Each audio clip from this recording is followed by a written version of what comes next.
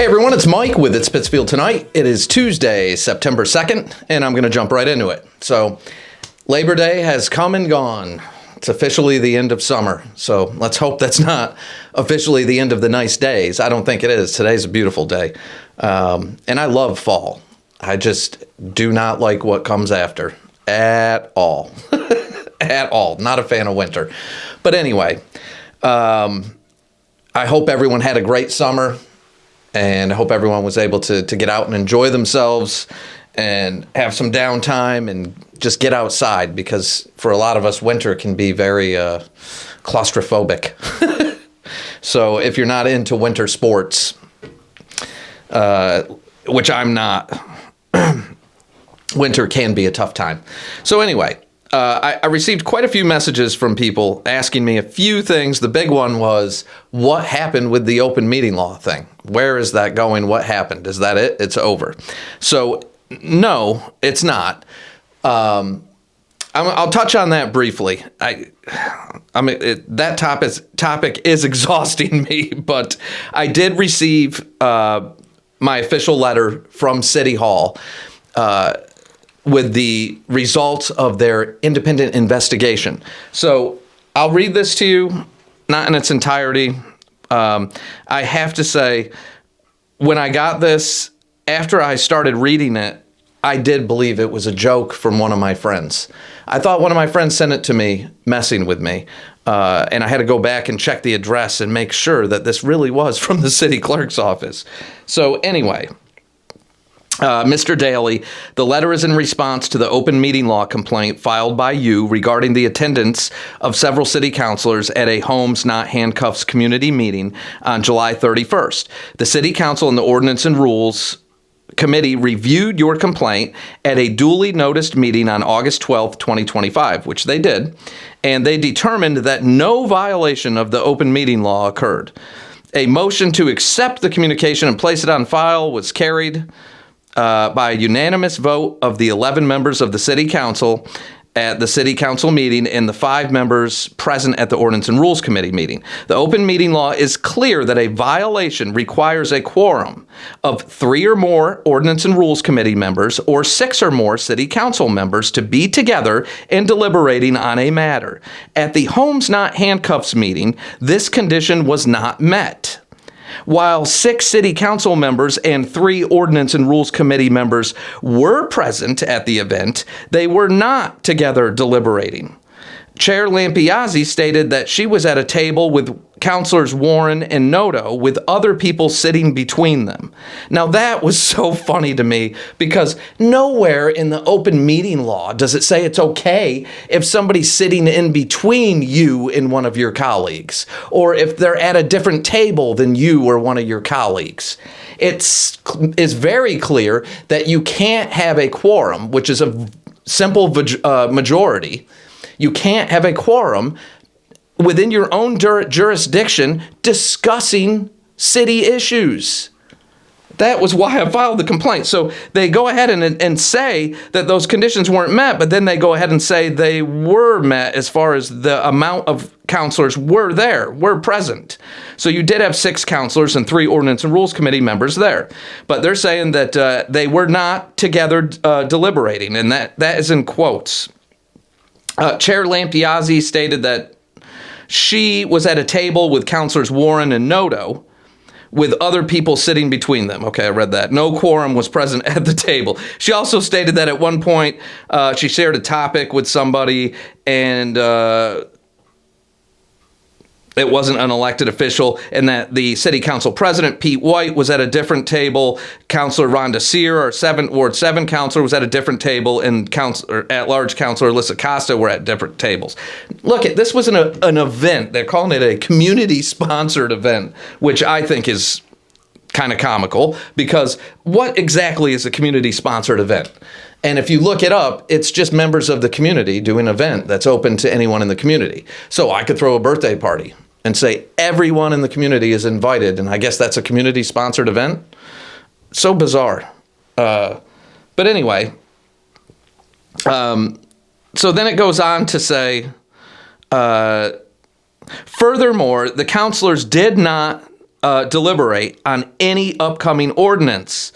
The discussion was about alternatives to criminalizing and penalizing the homeless. At no time was the current camping ban proposal mentioned or discussed. That's where I thought this was a joke.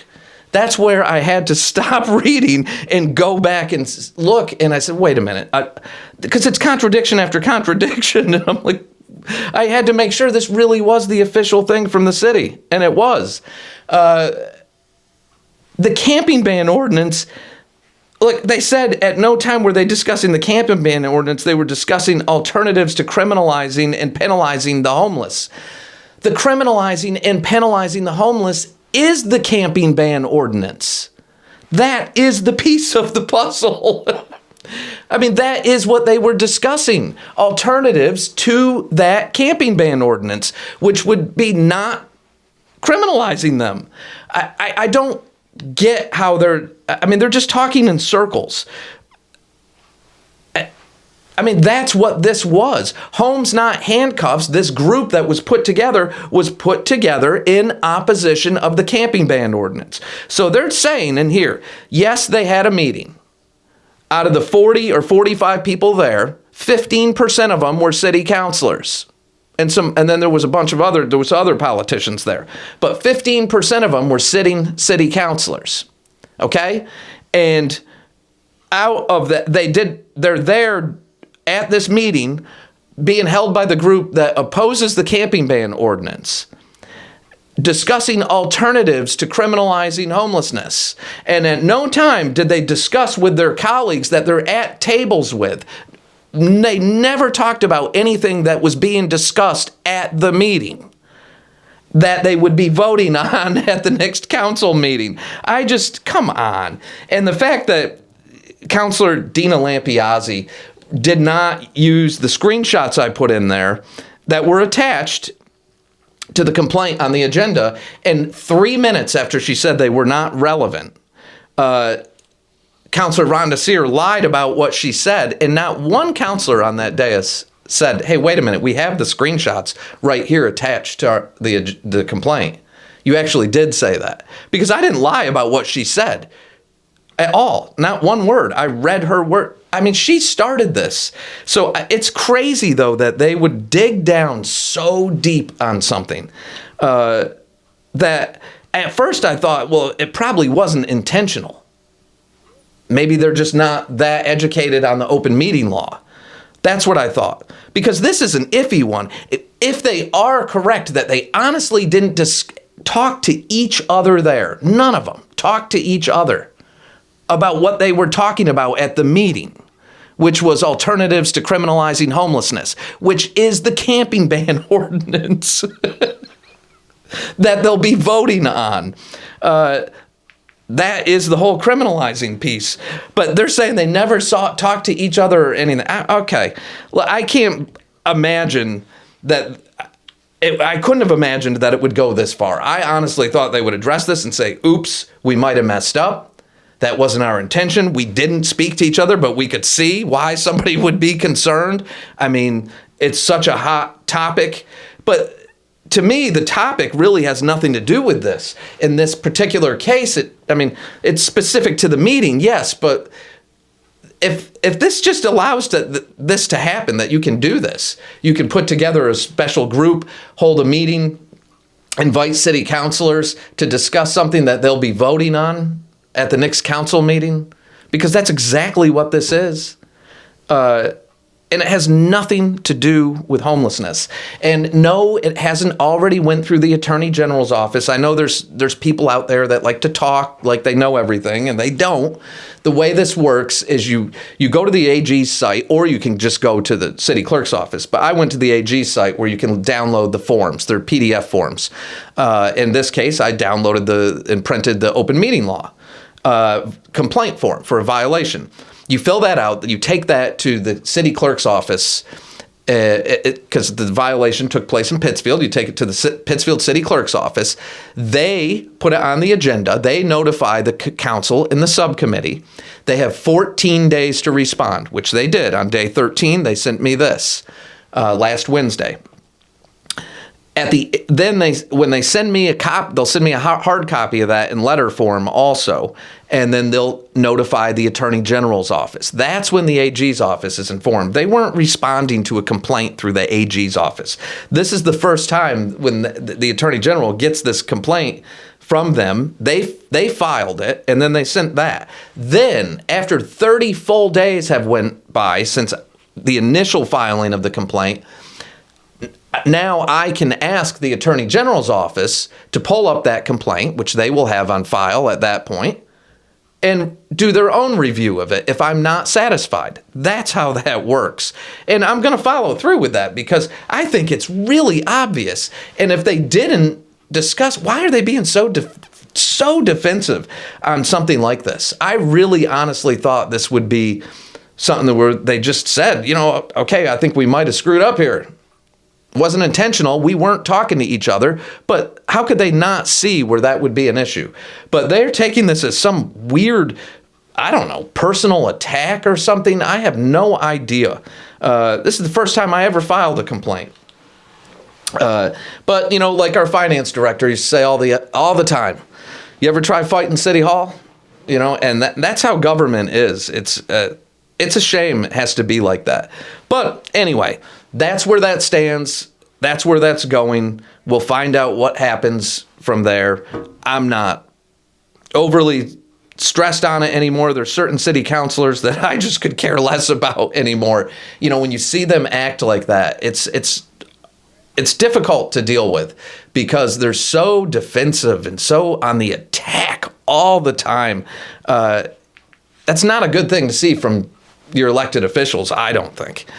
But, plus they're pushing to extend their term limits, which is insanity. If anyone votes to extend term limits from 2-year terms for the council and school committee to 4-year, and with the city clerk's office.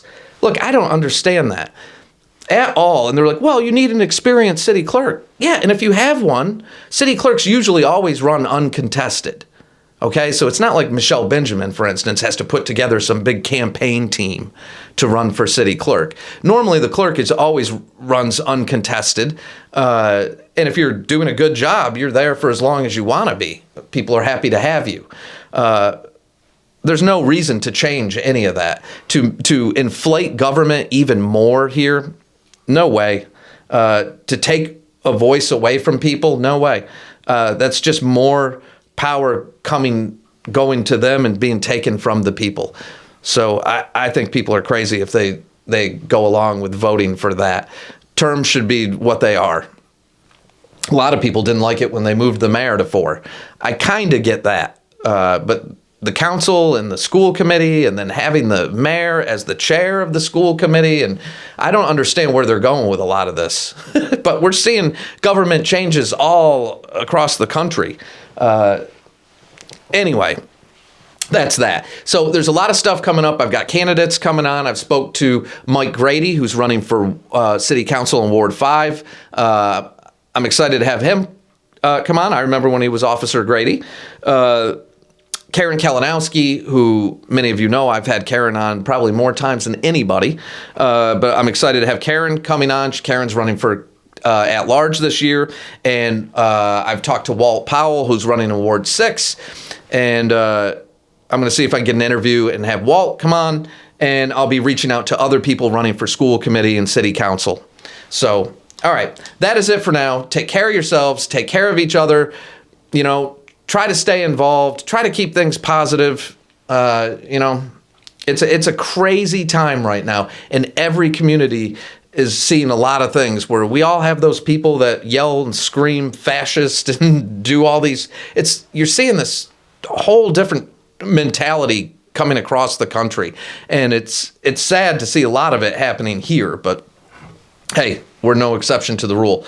So get involved. It's going to be a very important year to be involved in politics, regardless of what you believe and what you support. The more people involved, the more voices out there, the better.